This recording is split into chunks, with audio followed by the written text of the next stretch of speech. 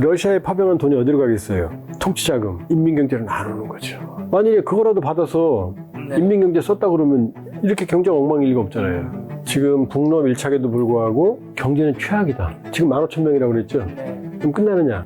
추가 파병 가능성이 있거든요. 근데 젤렌스키는 일단 휴전하자. 왜? 정전협정에서 땅 뺏기면 젤렌스키 실각하니까. 푸틴은 이 산에서 평화협정하자. 이게 지금 충돌하고 있거든요. 파도는 질 거다. 그러나 큰 흐름은 지금 휴전으로 가고 있다.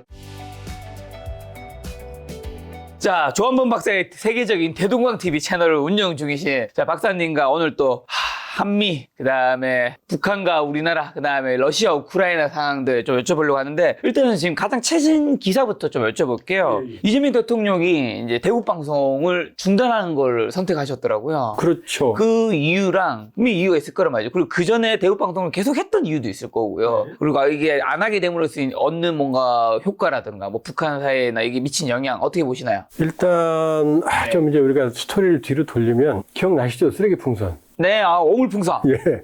처음에는 이렇게 됩니다. 탈북 단체가 북한으로 전단을 보내니까 지금 풍선의 이름이 좀 복잡한데 처음에 두 차례는 오물 풍선을 보냈어요. 네. 정말 오물이었어요. 그 소똥이 들어있었거든요. 근데 이게 정전협정 위반이거든요. 왜냐하면 북한 군이 보냈고 일단 인체에 유해한 오물을 보냈거든요. 그랬더니 이게 문제가 되니까 그다음부터는 이제 오물풍선이 아니고, 그러니까 오물풍선은 딱 두 차례만이고요. 그 다음에 쓰레기를 집어넣었어요. 맞아요. 네, 그다음부터는 이제 쓰레기 풍선을 보냈다가 마지막에는 북한식 전단을 보냈어요. 오물풍선, 쓰레기풍선, 전단풍선으로 바뀐 거죠. 네. 그런데 북한이 오물과 쓰레기풍선을 보내면서 이제 막 화재도 나고, 그러니까 우리 군이 경고를 했어요. 계속 보내면 심리전 방송하겠다. 결국 계속 보내니까 남쪽 단체도 계속 보냈죠. 티포트리시였죠. 그러니까 우리 군이 심리전 방송을 하니까 북한에서 소음 방송을 한 거예요. 그러니까 이게 현재까지 이어진 흐름이고, 네. 이게 지난해 초부터 쓰레기 풍선, 왜냐하면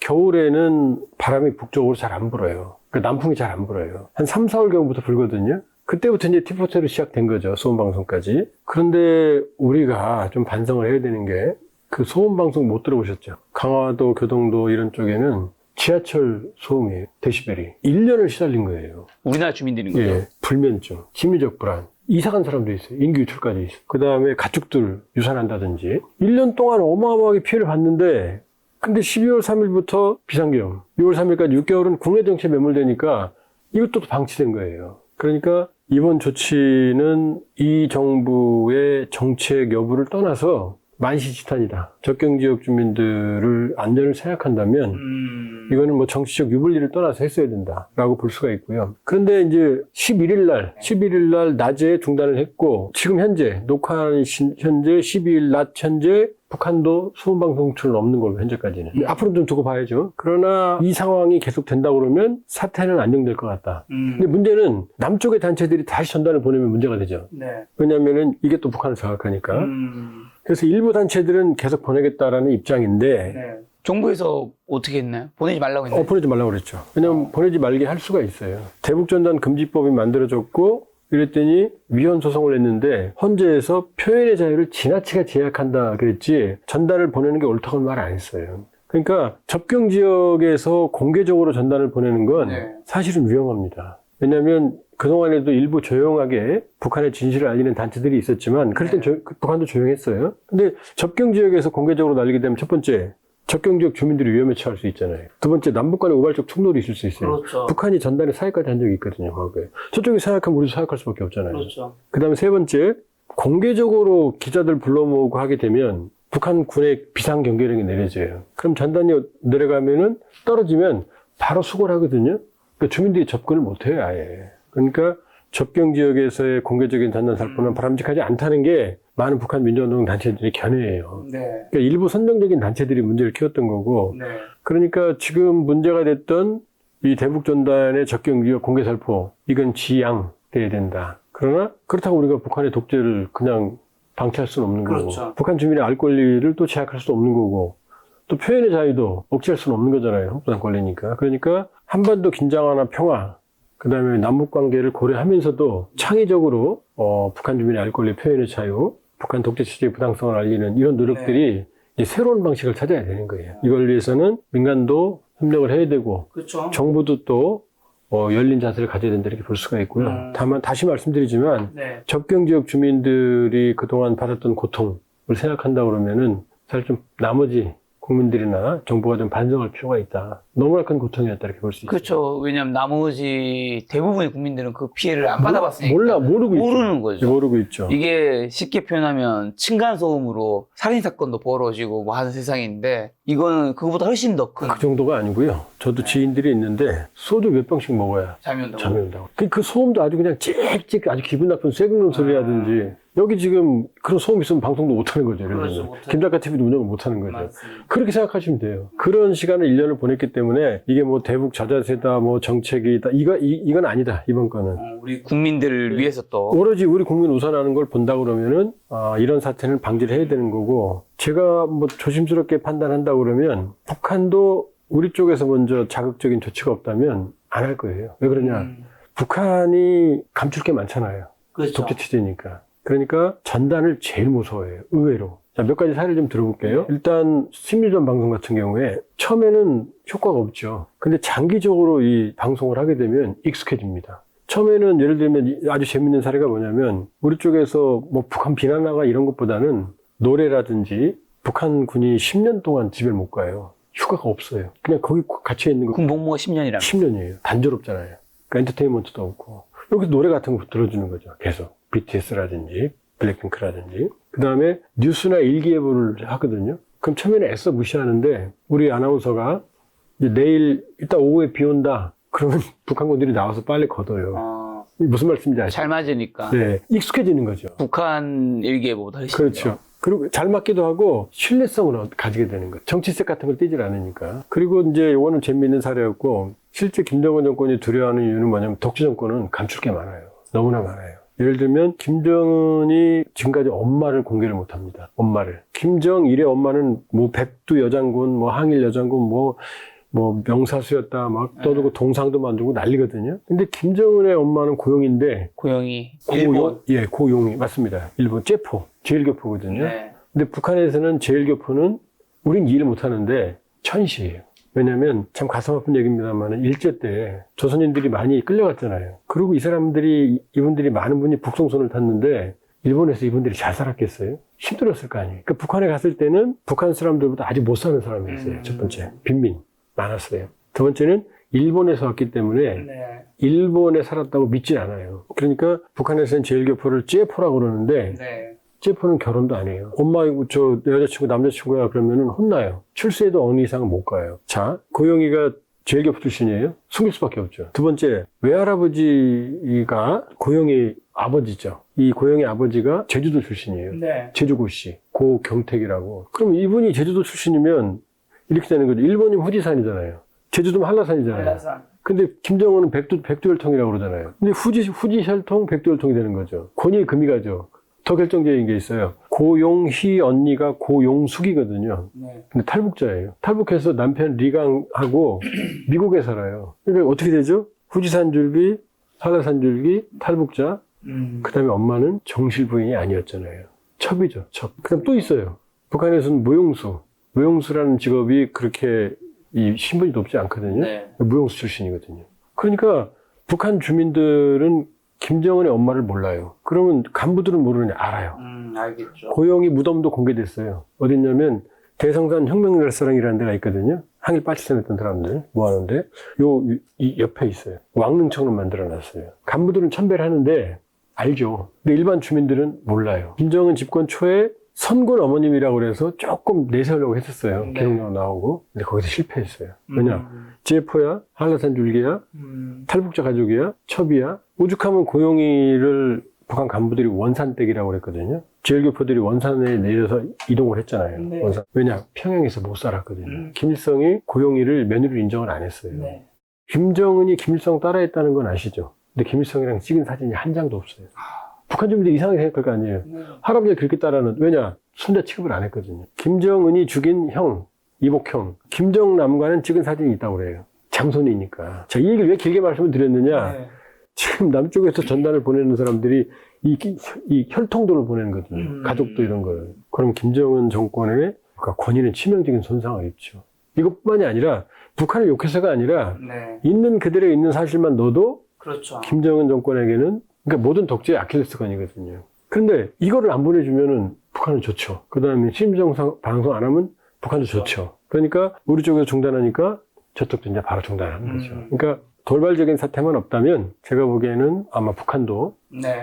이 중단 사태를 반길 거다. 내심. 그렇게 볼 수 있어요. 저 또 최근에 한 3주 전 뉴스이긴 한데 김주애가 러시아 대사관에 등장하며 국제무대에 데뷔를 했더라고요. 예. 가장 사랑하는 따님이라는 표현까지 등장했던데 이게 후계구도 공식화하는 신호라고 이제 볼 수 있는 걸까요? 김주애가 언제 나왔냐 처음에. 네. 김주애는 2013년생이거든요. 근데 2022년 11월 28일 날 김주애는 2013년 1, 2월경 출생으로 추정이 돼요. 네. 그건 확인이 됩니다. 그러면 2022년 11월 28일이면 몇 살이죠? 9살이네요. 9살. 그때 처음 나왔거든요. 네. 근데 그때 언론 보도문이 아주 중요해요. 우리가 좀 이렇게 중시를 안 하고 있는데 그 김주애 처음 나왔을 때 언론에 뭐라고 나왔느냐. 리설주도 같이 나왔거든요. 네. 그럼 이렇게 얘기해야 되잖아요. 총비서 동지와 리설주 여사와 그때는 사랑하는 따님 그랬거든요. 사랑하는 자제분 그랬거든요. 자제분. 리설주가 두 번째 나와야 되죠? 네. 아니었어요. 사랑하는 자제분과 여사와 함께 이렇게 말했어요. 여사가 뒤에 와요. 주애가 앞에 왔어요. 먼저. 네. 그 의도가 뭘까요? 주애를 돋보여주기 위해. 그럼요. 그 다음에 그 뒤로 2022년 11월 28일 이후로 5월 9일 날이 이제 러시아 2차 세계대전 전승절이거든요. 40에서 50차례 사이 비공식 포함하면 공식 비공식 40차례 이상 50차례 사이 김주애가 나왔거든요. 네. 근데 외국 대사관 외교 무대는 처음이에요. 5월 9일 날. 근데 이 외교 무대에 가려면 리설주가 가야 되잖아요. 근데 리설주는 안 왔어요. 김주애만 갔어요. 외교 첫 무대에. 그 다음 여기서 최선이라고 하는 북한의 외무상이 아주 그 의미 있는 발언을 하는데 가장 사랑하는 따님이라는 표현을 썼어요. 가장 사랑하는 따님. 네. 따님이라는 표현을 처음 썼어요. 자, 요 말이 왜 의미가 있느냐. 가장 사랑하는 뭐죠?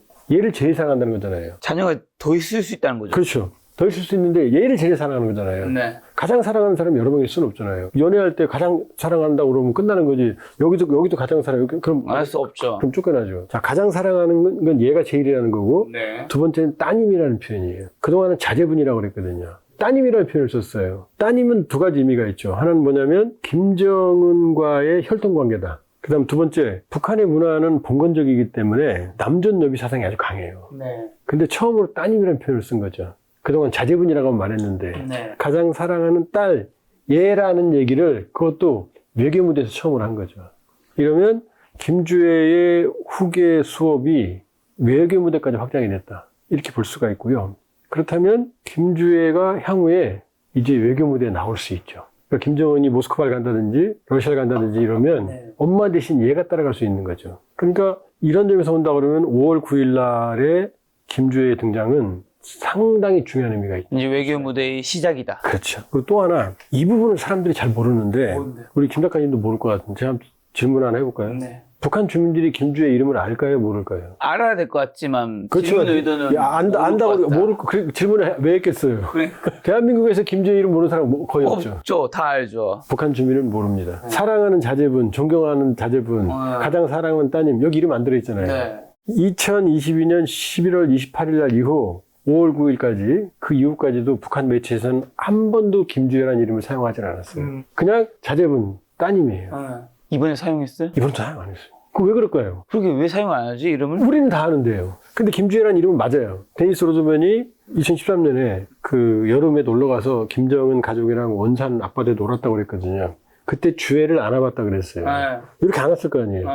그래서 여름이니까 1, 2월 생이라는 추정이 가능한 거고 그때 주애, JUAE라고 그랬어요. 그때까지도 긴가민가 했어요. 왜냐? 미국 사람 예를 들어서 김 작가님 김도윤 그럼 김도윤 정확히 발음합니까? 어렵죠. 어렵죠. 긴가민가 했거든요. 네. 그랬더니 여기 오신 탈북자분이 고위 탈북자분이 확인해 줬어요.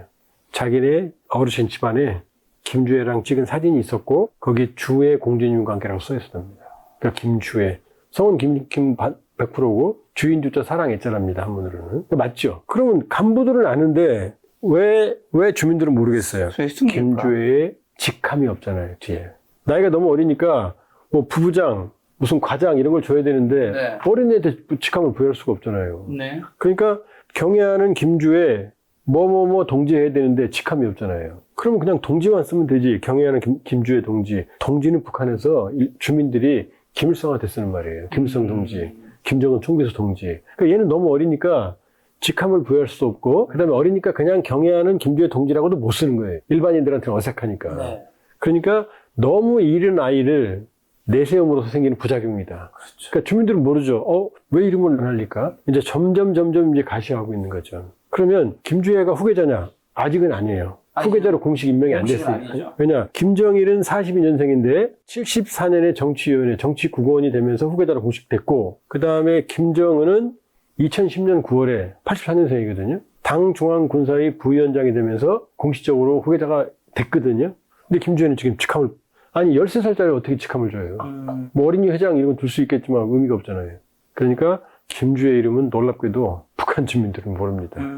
말씀하신 대로 어린 나이 때는 공식 직함 부여하기 어려운 건데 형 어떻게 우상하나 권력 승계 작업이 진행될까요? 1984년에 일본에서 나온 후계자론이라는 아주 중요한 책이 있어요. 북한은 그때 뭐냐면 그 책을 제가 가지고 있는데 그 책에 뭐라고 써있냐면은 출판사는 일본이고 한글로 써 있어요. 서울에서 출판된 후계자론을 일본에서 출판한다 이렇게 돼 있어요. 근데 그건 뭐냐면 그 당시에는 북한이 일본의 책자를, 자기들 책자를 공개적으로 하고 싶을 때 꼭 그런 방식으로 써요. 조청론 쪽에서 출판하는데 네. 이게 서울에서 가져온 거다 이렇게 거짓말을 친 거죠. 그 후계자로는 김정일을 후계자로 만드는 책자거든요. 거기에 후계자의 조건이 있어요. 첫 번째는 뭐냐면 다음 세대여야 된다. 같은 세대는 안 되는 거예요. 그렇죠. 그러니까 김정은에서 김여정으로 못 가요. 절대로. 그러니까 후계자는 세 세대를 대표해야 된다. 그 다음 두 번째, 그가 남자이든 여자이든 상관없다. 아주 놀라운 거예요.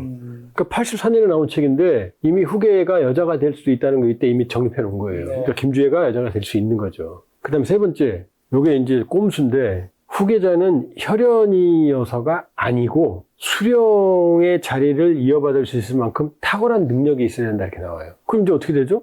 김정일이 김일성의 아들이기 때문에 후계를 승계받는 게 아니라 네. 너무나 탁월하기 때문에 되는 거예요. 그렇죠. 근데 어떻게 해야 돼요?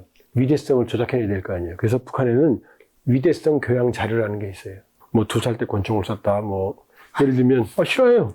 네. 저 김정은을 얘기해 줄게요. 네. 김정일이 자기가 후계자로 만들었으니까 다 알죠. 뭐라고 말하느냐? 제가 가진 문건에 대동강특위 보시면 나와요. 네. 뭐냐? 김정일 동지는 어릴 때 노래도 잘하고 화음도 잘하고 작곡도 잘하고 악기도 잘 잘하고 그 다음은 중요해서 3살 때 벌떡 총을 쐈대요. 근데 백발백중이래요. 아니 3살짜리가 총 들어요 이걸? 무거운 걸?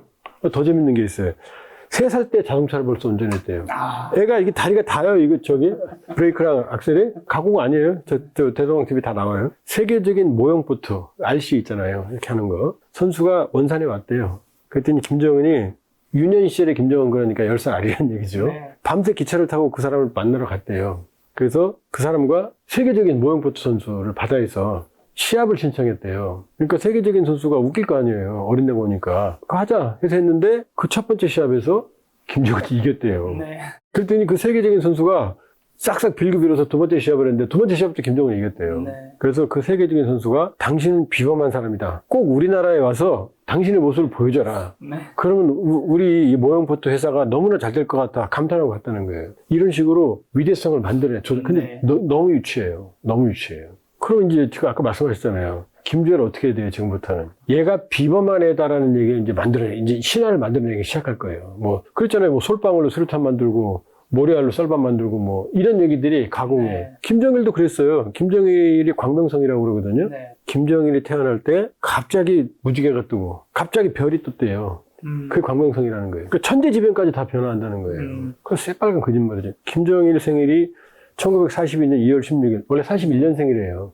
근데 아버지가 12년생이니까 여기 맞추려고 42 했는데 백두산이 겨울에 영하 40도, 50도거든요. 네. 근데 만삭의 여자가 애나로 그 40도, 50도 미령에 올라갑니까? 그것도 거짓말이에요. 그 연해주 쪽에서 러시아 극동에서 태어났거든요. 네. 마을에서. 라즈솔레라는 마을에서. 그러니까 끊임없이 신화를 조작해내야 되는 거예요. 그러니까 김주애도 이제 조만간 나오겠죠. 그런 것들이 하나씩 뭐, 시작하겠네요. 뭐 책을 무슨 다 읽었다느니 뭐 맨발로 문을 걸었다든지 그러지는 않겠지만 얘가 비범하다는 걸. 네. 그러니까 4대째 내려왔는데 얘가 혈통이기 때문이 아니고 후계자론에 따르면 네. 얘가 위대하기 때문에 탁월하기 때문이다 라고 이제 만들려고 하는 거죠. 그러니까 김주애의 위대성 교양 자료가 어디선가 만들어지고 있겠죠. 있겠다. 근데 아까 전에 러시아 대사관에 리설주는 없었다고 했는데 리설주 공식 선상에 그럼 사라진 배경은 뭐고 딸 김주애를 차기 지도자로 만든 이미지 메이킹 총괄하는 역할을 하고 있다고 봐야 될까요? 100%죠. 지금 우리 김 작가님 결혼 안 하셨죠? 네. 저도 어릴 때 보면 집사람이 애들 문제라면은 모든 걸 놓고 달려갑니다. 아, 그렇죠. 한국 엄마들이, 북한 엄마도 마찬가지. 그러면 김주애가 지금 후계자성을 받고 있는데 네. 그럼 리설주가 가만히 멀리서 쳐다보겠습니까? 직접 개입하겠습니까? 개입하겠죠. 개입하죠. 김주애의 패션이나 이런 모습을 멀리서 보면 리설주 냄새가 나요. 멀리서 보면 리설주처럼 보여요. 그러니까 리설주의 취향이 그대로 반영된, 처음에는 깡총깡총 뛰다가 이제 모델 워킹을 해요, 얘가. 네. 옷은 애 옷이었다가 이제 몸에 꽉 끼는 옷도 있고, 네. 망사 옷도 있고, 어른 옷이에요, 지금. 2013년생이. 키도 아버지랑 똑같아요. 좀 더 클 거예요. 그 다음에 박수도 막 이게 아니라, 이 박수 있죠? 딱 물개 박수. 최고조다 박수. 리설주는 뒤에서 자기 딸을 북한의 4대 세이스부로 만들기 위해서 아마 모든 선전순동부의 라인을 컨트롤, 그 신우인 김여정한테 맡기겠어요? 자기 딸을? 그러지 않겠죠. 아니면 현송원한테 맡기겠어요? 제가 직접 할 거예요. 그 다음에 그런 질문을 많이 해요. 어디 갔냐고 지금. 왜 안 나오냐고. 김주애가 처음 나올 때는 엄마랑 같이 나왔거든요. 왜냐면 9살짜리가 튀어나오니까 좀 불안하잖아요. 그렇지. 그러니까 심기경호죠. 근데 리설주가 나오면은 문제가 있어요. 셋이잖아요, 지금. 그럼 사람들의 눈이 리설주한테 가요. 김주애한테 안 가고. 그러니까 시선이 분산되는 거죠. 김주애한테 눈이 가야 되는데. 그 다음 또 하나. 아빠랑 김주애가 나오면 둘이 항상 손잡고 가거든요. 아빠 이렇게 뭐 볼키스도 하고 볼도 마시고. 이렇게 되거든요. 근데 리설주가 나오면 요 사이에 김주애가 있잖아요. 그럼 그냥 부부의 딸이 돼버리는 거죠, 위상이. 아빠와 동등한 사람이 아니고. 네. 그러니까 리설주가 나오면 나올수록 지금 목표는 김주애를 후계자상을 만드는 건데 리설주가 나오면 평범한 딸은 어린애가 돼버리는 거잖아요. 그래서 처음에 리설주가 같이 나올 때도 네. 이런 모습까지 있어요. 김정은은 맨 앞에 같이 가고 이렇게, 리설주는 한 발 이렇게 뒤에 따라와요. 이런 모습이. 그러니까 아주 치밀한 네. 김주애의 권위의 창조, 이미지 메이킹. 이것과 리설주의 실종은 관계가 있고, 이건 그래서 제가 많이 받는 질문 중에 하나가 부부싸움 했냐고, 이혼했냐고. 아니다. 리설주는 뒤에 더 무서운 일을 하고 있다. 언제쯤 공식 후계자로 김주애를 임명할까요? 74년이니까 김정일은 32살. 그 다음에 2010년이니까 84년생이니까 김정은은 26살이거든요. 그리고 김정은의 우상화가 처음 시작된 게 2009년 1월이에요. 발걸음이라는 노래가 있었거든요. 네. 척척척척척척 발걸음, 우리 김대장 발걸음. 그래서 김대장이라고 그랬고 발걸음이라는 노래가 나왔거든요. 2009년이면 25살이죠. 네. 근데 이 2009년이 왜 중요하냐면 김정일이 2008년에 뇌경색으로 쓰러졌거든요. 그리고 바로 나왔거든요. 그러니까 김정은은 얘를 이렇게 서두르는 이유는 아무래도 자기 건강 상황과 관계가 있지 않겠느냐라는 게 이제 추정이 많이 나오고 있고, 아무리 빨라도 10대 중반은 넘어야 된다. 10대 후반 아니면 20살 넘어가는 요쯤. 근데 또 모르죠. 왜냐하면 김정은이 워낙 서두르다 보니까 더 빠를 수도 있죠. 그러나 만일에 너무 빨리 후계자를 만들게 되면 김주 옆에 사람들이 모이거든요. 이 권력이 또 균열이 될 수도 있거든요. 그쵸. 그렇게 해서 본다 그러면은 지금 너무나 빠른 김주의 조기 후계 구도는 김정은으로서 딜레마다. 왜냐, 북한 사람들도 생각이 있는데 네. 김정은이 나왔던 때 데자뷰가 있을 거 아니에요. 김정일이 2008년 8월에 쓰러지거든요. 그리고 2011년 12월 17일 날 죽거든요. 그럼 북한 사람들 기억에 김정은 나오고 나서 김정일 한 3년 조금 더 살았지 이럴 거 아니에요. 김정일 나왔잖아요. 그럼 그때 데자뷰일 거 아니에요. 그러니까 평양에 있는 사람들이 다는 아니지만 슬쩍슬쩍 얘기 들어보면 그때를 생각한대요. 어디 아픈가? 누가 봐도 아프게 생겼잖아요. 초고도 비만, 흡연, 담배는 항상 들고 있고, 스트레스, 새벽 5시 취침, 통치 스트레스. 그러니까 그렇게 보면은 김주의 조기 후계 구도는 김정은 정권의 안정적인 측면을 가져올 수도 있지만 너무나 빠른 후계의 옹립은 김정은 정권에게 오히려 아킬레스건이 될 수도 있다 이렇게 볼 수 있어요. 근데 또 최근에 북한의 원달러 환율이 폭등하고 있다고요. 경제 위기 징후가 또렷하다는데 어느 정도 폭등했고 대북 제재와 북중 관계 악화가 북한 경제에 미친 영향이 있을까요? 있다고 봐야죠. 왜냐하면 원래라면은 8,400~500원대가 1달러당 한 1년 내지 1년 반 전, 지난해 초만 해도 네. 8,400원. 그 다음에 쌀은 한 4,000kg당 한 400원 정도가 정상이거든요. 근데 지금 지역에 따라서는 27,000~8,000원까지 가고 1달러. 우리 지금 5,000원이라는 얘기예요. 그 다음에 쌀도 12,000원까지 갔어요. 3배가 된 거죠. 네. 그러면 의아스럽지 않아요? 최근에 북한이 우리를 놀라게 했죠. 우리도 못 만드는 공중조기구 무통제기를 공개했어요. 생긴 러시아랑 똑같이 생겼어요. 우리도 2035년 전략화하는 공대공 미사일을 발사했어요. 네. 뒤집어졌죠. 그 다음에 세계 한 10여 개국 정도밖에 만들지 못하는 신형 구축함을 만들었어요. 하나는 자빠졌죠. 남포에서는 최연함 했는데 청진에 서다가 자빠졌죠. 이제 세웠어요. 나진을 끌고 갔는데 이건 북한 힘으로 안 돼요. 네. 때려주기도 안 돼요. 러시아 도움 100%예요. 100%. 그러면 북한군 15,000명 파병했고 러시아가 쓰는 많은 탄약을 공급하고 있거든요. 그럼 러시아가 지금 도망간 게 원래 철도 하나밖에 없었거든요. 근데 자동차 도로도 만들고 뭐 정치, 경제, 사회, 문화, 스포츠 모든 면에서 양측 관계를 확대하고 있거든요. 근데 왜 달러는 이 모양이죠? 경제적으로는 효과가 없다는 얘기예요. 군사적으로는 신용을 내지만 왜냐? 2023년 기준으로 북한 대외 교육의 98.3%가 중국이거든요. 없다는 얘기예요, 나머지는. 그러면 중국은 왜? 러시아하고 북한이 친해지면 중국이 짜증나거든요. 그쵸. 좀 그렇죠 그러잖아요. 근데 사람들은 북중로 한 몸 아니야? 그러거든요. 북중로의 불편한 진실 하나 말씀드릴게요. 러시아 군 부대 배치도가 있거든요. 네. 이걸 보면 러시아 군부대의 80%는 서부에 가 있어요. 우크라이나가 나토에. 나머지 20%는 어디 있는지 아세요? 중국과의 접경 지역에 있어요. 안에는 부대 하나도 없어요. 통 비어 있어요. 그러니까 막 전략 폭격 당하고 이러는 거예요. 그 다음에 얼마 전에 나왔던 비밀 보고서가 FSB, 러시아 연방보안국, 러시아 CIA죠. 나왔는데 중국 간첩들을 어떻게 척결하느냐. 러시아 내에서. 중국 스파이들이 너무 많다라는 보고서가 나왔고 이게 중러 관계의 이면이에요. 서로 미국에 대해서 협력을 하지만 믿질 않아요. 60년대에는 아무르강에서 영토 문제 때문에 서로 전쟁까지 했는데요. 그리고 지금 블라디보스톡을 포함한 연해주 있죠. 이 연해주가 1860년 베이징 조약 이전에는 청나라가 관할하고 있었어요. 그러니까 중국 입장에서는 연해주는 원래 자기 땅인 거죠. 물론 역사적으로 하면 우리 발해고 고구려죠. 그런데 북한이 러시아하고 친해져? 그럼 중국 입장에서는 북한에 대한 배타적인 영향력을 행사해야만 유사시 중국을 위성국가를 세우거나 중국이 북한을 점령해서 동해로 나온다는 게 지금 속셈이 야욕이거든요. 우리 그거 조심해야 돼요. 근데 이제 지난해 6월 북러 조약에 따라서 인민군이 러시아 갔죠?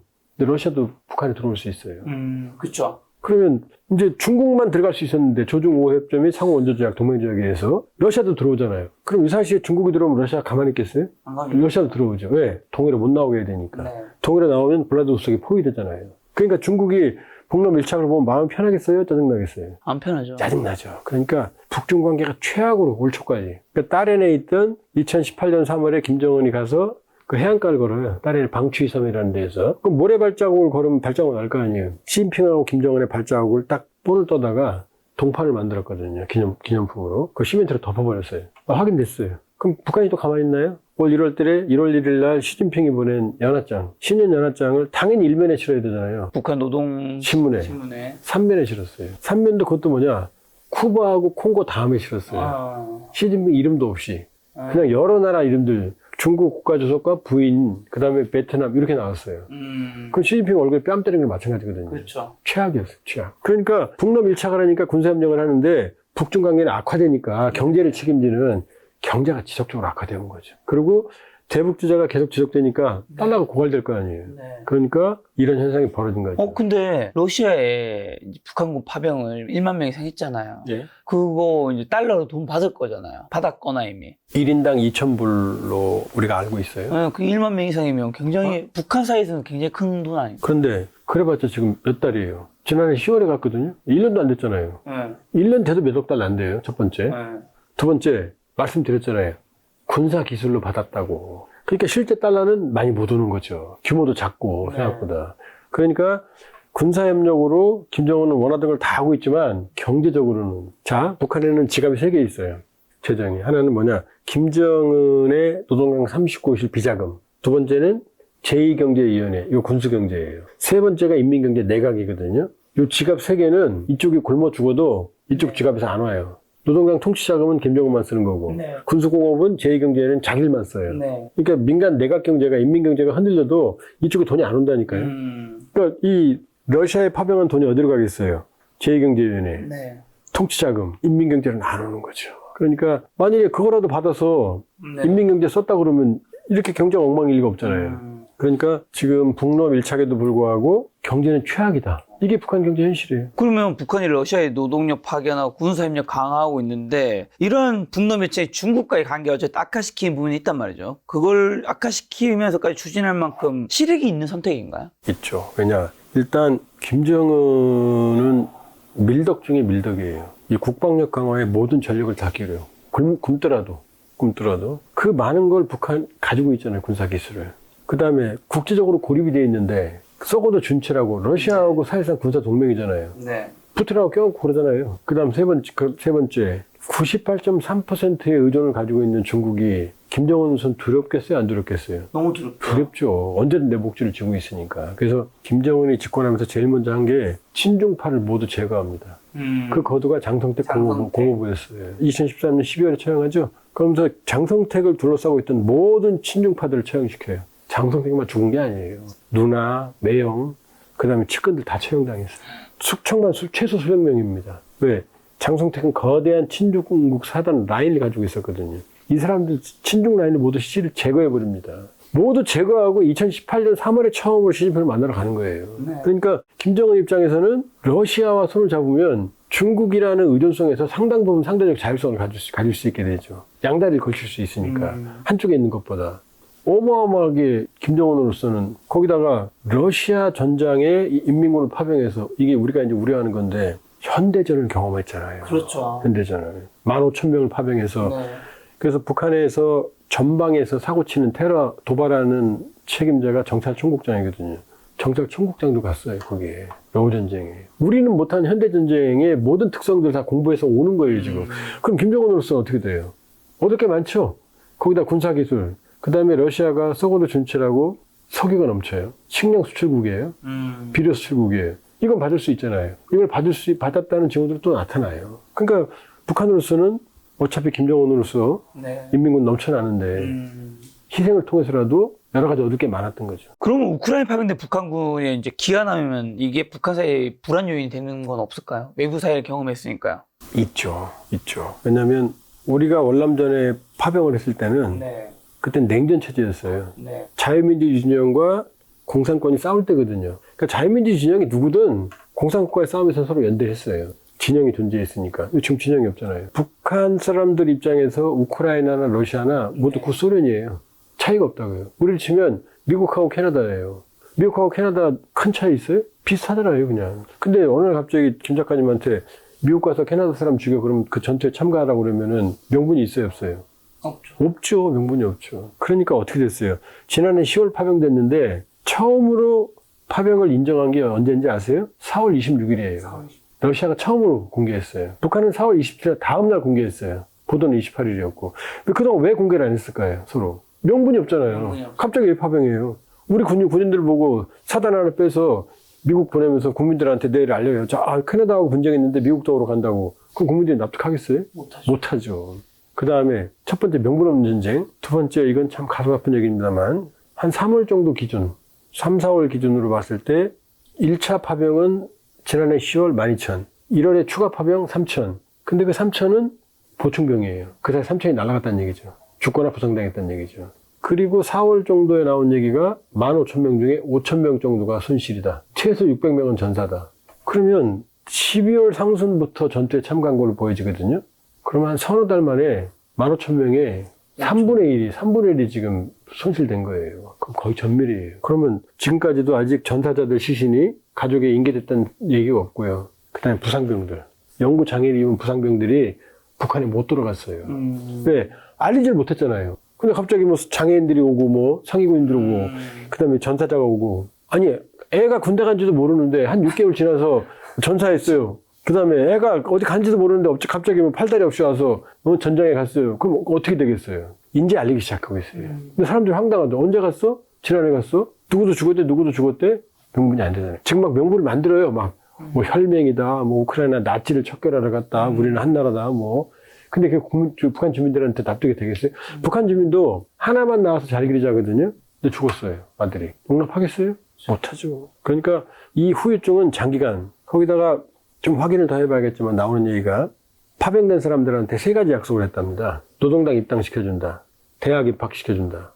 북한 대학 진학률이 1%예요. 그 다음에 평양에 살게 해준다. 근데 자, 북한 대학 진학률이 1%인데 네. 갑자기 15,000명 전사자 빼더라도 수천 명을 어떻게 갑자기 집어넣으면 노동당 입당을 시켜줄 수 있겠죠. 네. 근데 평양의 문제예요. 평양은 장애인들이 못 살아요. 그냥 거칠해. 극장국가니까 네. 아주 평양은 정상적이고 뭐 완벽한 국가다라는 걸로 해서 텔레비 보면은 그 평양 시내에 휠체어 탄 이런 사람 거의 없어요. 약속을 못 지킬 거 아니에요. 그 다음에 2,000불 정도 지금 1인당 지급되는 걸 아는데 그 중에 극히 일부만 지급하거든요. 네. 이게 다 알려질 거 아니에요. 그럼 또 하나 결정적인 게 러시아만 해도 북한 주민들에게는 천국이거든요. 자유, 인터넷, 그 다음에 음식, 뭐든 다 좋거든요. 그렇게 자유를 느끼다가 북한에 돌아가 봐요. 15,000명이. 적응이 되겠어요? 다 이런 얘기 할 거 아니에요, 다. 다 할 거 아니에요. 그러니까 그렇게 본다 그러면은 김정은은 인민군 파병을 신의 한 수라고 생각했겠지만 아니다. 저 명분 없는 전쟁의 파병은 북한 내부의 새로운 동요의 원인이 될 수도 있다고 볼 수 있죠. 장기적으로는 굉장히 안 좋은. 안 좋죠. 네. 왜냐면은 가서 자식을 잃고 부모가 아무리 천금을 갖다 준다 한들 알리지도 않고 가서 전사했다 그러면 어떻게 받아들이겠습니까? 그 다음에 평생 장애를 안고 살아가야 되는 명분 없는 전쟁에 간 상위군인들이 그 삶을 어떻게 감당을 하겠어요? 우리도 베트남 전쟁 갔다 오고 나서 전쟁 트라우마에 시달린 분들이 많아요. 지금도 길 가다 보면 고엽제라는 차량 보이죠? 네. 그게 그때 밀림 말려 죽이는 그 투한 농약, 그 후유증을 지금도 고생하고 계시거든요. 월남전을 다룬 후유증 영화도 많았어요. 뭐 하얀 전쟁이라는 것도 기억이 나는데 굉장히 많은 어떤 그런 후유증이 북한이라고 없겠어요? 있겠죠, PTSD. 여기서 안 끝나요 또. 왜냐? 지금 15,000명이라고 그랬죠? 네. 그럼 끝나느냐? 추가 파병 가능성이 있거든요. 왜냐? 한국전쟁 6.25 때도 3년 전쟁했지만 2년을 휴전 협상했거든요. 대부분 여기서 희생당했어요. 고지전. 이 MDL 군사복에서 인근에다 한 치의 땅을 전투가 다 격화될 거 아니에요. 그렇죠. 왜냐면 휴전되기 전에 그럼요. 땅을 차지해. 땅을 차지해야 되니까. 그럼 추가 파병 가능성. 네. 만일에 휴전이 된다. 그럼 러시아가 우크라이나 땅의 5분의 1 남한 면적을 장악하고 있거든요. 여기는 러시아판 MDL, DMZ가 될 거 아니에요. 그럼 군사상 굉장히 많을 거 아니에요. 그럼 여기에 추가 병력이 더 필요할 거 아니에요. 그러니까 인민군은 더 추가 파병되고 희생이 더 커질 가능성이 있다는 얘기예요. 수렁에 빠진 거죠, 지금. 수렁에. 저 그 말씀하신 러시아 우크라이나 전쟁 구체적인 지금 현황과 단기적인 전망 지금 어떻게 되나요? 지금 벌써 6월 중순이죠. 예. 그 보도가 나왔죠. 러시아 전략 폭격기가 뭐 네. 수십 대가 당했다. 한 40한 대가 우크라이나 공격으로 폭격당했다. 젤린스키 말로. 아. 그러니까 다 믿을 수는 없고요. 러시아는 몇 대 안 된다. 네. 근데 서방의 평가를 종합해보면 러시아 전략 폭격기는 핵 투발 수단이에요. 일반 거하고 달라요. 핵 전력을 건드린 거예요. 네네. 한 90여 대 정도 되는 전략 폭격기 중에 한 10에서 20대는 피해를 봤다. 영구 손상은 최소한 10여 대는 된다. 그 중에 2대는 공중 조기 공부 통제기. 러시아 7대밖에 안 되거든요. 네. 그러니까 어마어마하게 타격을 받았죠. 그러니까 기상천외한 작전을 통해서 했는데 네. 그렇다고 전쟁이 끝나느냐? 그건 아니죠. 그건 아니죠. 근데 우리가 이제 이 파도를 보지 말고 한 발 뒤로 물러서서 물결의 흐름으로 보면 네. 휴전으로 가고 있다. 왜냐하면 트럼프가 1월 20일 날 취임했어요. 2월 28일 날 젤렌스키를 워싱턴으로 불러서 그 유명한 공개 설전했어요. 그 뒤로 푸틴이 부활절 30시간 일방적인 휴전했어요. 5월 9일 러시아 정상절 계기로 72시간 일방적인 휴전했어요. 네. 그 다음에 이스탄불에서 지금 6월 12일 현재까지 2차례에 걸쳐서 러시아, 우크라이나가 직접 만나서 평화협상을 했어요. 그럼 올해 들어와서 지금 흐름은 어떻게 돼요? 휴전으로 가는 거잖아요. 네. 물론 종전은 안 돼요. 종전은 땅 문제 합의해야 되는데 땅 문제 합의 안 되거든요. 그러니까 지금 크게 보면은 전투는 격화하고 있지만 그러나 휴전이라는 흐름은 분명히 생겼다. 종전은 아니고. 종전은 어려워요. 종전은. 러시아가 우크라이나 5분의 1 점령한 걸 놔주겠습니까? 그렇죠. 우크라이나가 그 5분의 1 러시아 가져간 걸 인정해 주겠습니까? 우리도 그 6.25 때 정전이잖아요, 휴전. 거기 정전협정에 뭐라고 써 있느냐? 몇 달 내로 항구적인 평화협정을 체결한다. 이렇게 돼 있거든요. 여기까지 왔잖아요. 그러니까 지금은 휴전으로 가고 있다. 근데 젤렌스키는 일단 휴전하자. 네. 왜? 정전협정에서 땅 뺏기면 젤렌스키 실각하니까. 휴전을 원하고, 푸틴은 이 산에서 평화협정하자. 내가 다 가질 거야. 요게 지금 충돌하고 있거든요. 네. 근데 이번에 러시아 전략 폭격기 의도 터지고 나서 네. 푸틴은 우선 딜레마죠. 왜냐? 가만히 있을 수 없고 보복을 해야겠죠. 네. 근데 우크라이나가 또 가만히 있느냐? 다음 타깃이 있거든요. 그건 뭔지 아세요? 핵 추진 잠수. 항상 떠 있거든요, 항구에. 근데 이번에는 동쪽으로는 4,300km 떨어진 벨라야 기지를 네. 그 근처에 트럭을 이동해서 거기서 때렸고, 무르만스크는 2,000km 북극에 있는 걸 그 근처에서 때렸거든요. 러시아 항구는 얼마나 넓어요? 거기 핵잠수함 그렇게 눈에 보이거든요. 거기 그걸 때리면 어떻게 돼요? 핵심 잠수하면 바로 침몰할 거 아니에요. 네. 비행기는 불이라도 끄면 되지만. 네. 그러니까 푸틴으로서는 어마어마한 보복을 해야 되지만 네. 또 선을 넘으면 우크라이나가 사실 선을 넘은 거거든요. 러시아 전략 핵을 건드렸으니까. 핵무기는 아니어도. 물론 우크라이나는 명분이 있어요. 왜 이 전략 폭격기로 우크라이나의 순항 미사일 발사하는 플랫폼을 썼으니까 우린 보복한다는데 그러나 러시아로서는 전략적 능력을 현저하게 상실했거든요. 그러니까 이게 푸틴은 보복을 해야 되는데 또 보복이 너무 선을 넘으면 우크라이나가 또 선을 넘을 거고 이 티포텟이 되는 거죠. 그러니까 푸틴이 이번에 받은 심리적 충격은 어마어마할 거다. 그럼 말씀하신 우크라이나 러시아 본토 전략 폭격기 공습은 전쟁에서의 평가 자체로는 잘했다고 보시나요? 못했다고 보시나요? 이 사건이 전쟁의 판도에 미친 전략적 의미 뭘까요? 말 잘못하면 막 댓글 무지하게 달려요. 네, 우리나라 입장 빼고 그냥 우크라이나 입장에서만 생각한다면요. 자, 전술적으로는 대단한 승리죠. 어마어마한. 전략 폭격기, 러시아가 상실한 전략 폭격기가 투볼레프 95라는 게 있거든요. 프로펠러기예요. 동해에 러시아 폭격기 나타났다 이거예요. 네. 왜냐? 얘는 항속거리가 15,000km예요. 15,000km라고 들어보셨어요? 제 공중급유 없이. 네. 이거는 생산 라인도 다 끝났거든요. 아음속 매우 느리지만 공중에 오랫동안 채공하면서 미국에 갔다가 돌아올 수도 있는 비행기예요. 근데 이게 심각한 타격을 입었어요. 회복이 불가능해요. 그 다음에 미국밖에 없는 AOC 공중조기경보 통제기 2대도 피해를 입은 게 확실하고 네. Tu-92M 전략 폭격기도 상당수가 파괴됐고 그럼 러시아로선 감당할 수 없는 피눈물 나는 피해를 당한 거거든요. 핵심 전략 자산인 거군요. 그럼요. 거기다가 벨라야 공군기지는 이르쿠츠크 근처거든요. 네. 여기가 왜 중요하냐? 중국을 견제하는 전략기지. 미국도 견제해요. 그러니까 미국과 중국에 대한 핵 억제 능력이 현저하게 떨어진 거예요. 그러니까 어마어마한 타격. 지금 뭐 젤렌스키는 핵 전력의 43%, 34%, 미국 전략 폭격기 전력에 뭐 70억 달러, 10조 원 그러지만 아니에요. 푸틴이 느끼는 건 700억 달러, 거의 7천억 달러 충격일 거예요. 회복이 불가능한 거니까. 진짜 어마어마하죠. 근데 미국에 안 알렸다고 그러잖아요, 젤렌스키가. 알리면 말렸을 거거든요. 지금 핵을 건드린 거잖아요. 핵무기는 아니지만. 그래서 지금 푸틴 내부의 극우파들, 강경파들은 전술핵을 써야 된다는 얘기가 지금 막 나와요. 우크라이나에. 전쟁에 선이 없는 것 같죠? 네. 선이 있어요. 있죠. 거기 특히 러시아는 핵이 있잖아요. 지금까지 안 썼잖아요. 안 썼잖아요. 그 여기까지 그냥 근접하는 거죠, 지금. 그러니까 전술적으로는 대단한 승리고 젤렌스키 말대로 역사책에 기록이 되겠지만 아주 위험했다.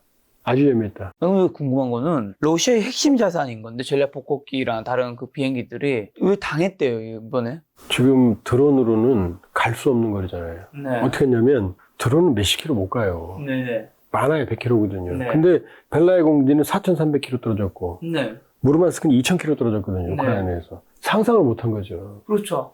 어떻게 했느냐? 1년 6개월에 걸쳐서 안가에서 부품들을 우크라이나부터 장기적으로 은밀하게 안으로 집어넣어서 네. 그 안에서 조립을 했어요. 러시아는 국경이 길기 때문에 철조망도 없어요. 그냥 건너갈 수 있어요. 네. 거기다 우크라이나 러시아 사람은 구분이 안 돼요. 말도 구분이 안 돼요. 그러니까 마음대로 왔다 갔다 했을 거 아니에요. 네. 그 안가에서 드론을 조립했고 네. 무려 1년 8개월 동안. 왜 1년 8개월이 걸렸는지 아세요? 김작가 TV 앞집하고 인사하고 사세요? 아니요, 거의 인사하지 않죠. 예를 들려고 그러는데 안 됐네. 동네에 사람들이 모여 사는데 네. 갑자기 낯선 사람이 이사 왔다고 그러면 눈에 띄죠? 뛰죠. 그때부터 집에서 안 나오고 조립한다고 그러면 이상하죠? 네. 그러니까 왜 1년 8개월이냐? 일단 평범하게 한 1년 사는 거예요. 이웃 사람들하고 인사하고 정말요? 보드카도 마시고. 그럼요. 그래서 이게 팩트예요. 아유, 저 팩트라고 생각하시고 들으세요. 실제로 드론 조립하는데 시간이 얼마 안 걸릴 거 아니에요. 아. 그러니까 처음에 작전하는데 배경이 필요한 거예요. 그러니까 이게 원래 스파이 작전이에요.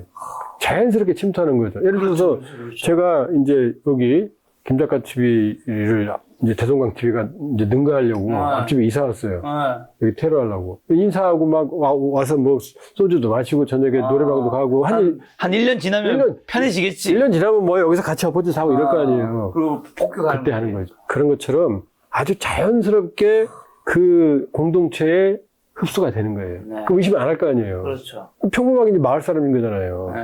그 상태인 거예요. 그러니까 시간이 많이 걸린 거예요. 실제 작전은 많이 안 걸리죠. 그런 다음에 드론을 조립해서 네. 이 목적 컨테이너에 이제 컨테이너 트럭에 실을 걸 자체적으로 만들어요. 그러면 원래 트럭에 와서 컨테이너만 딱 실거든요. 네. 그럼 러시아 운전사는 몰라요. 이 사람, 동네 사람인 줄 알죠.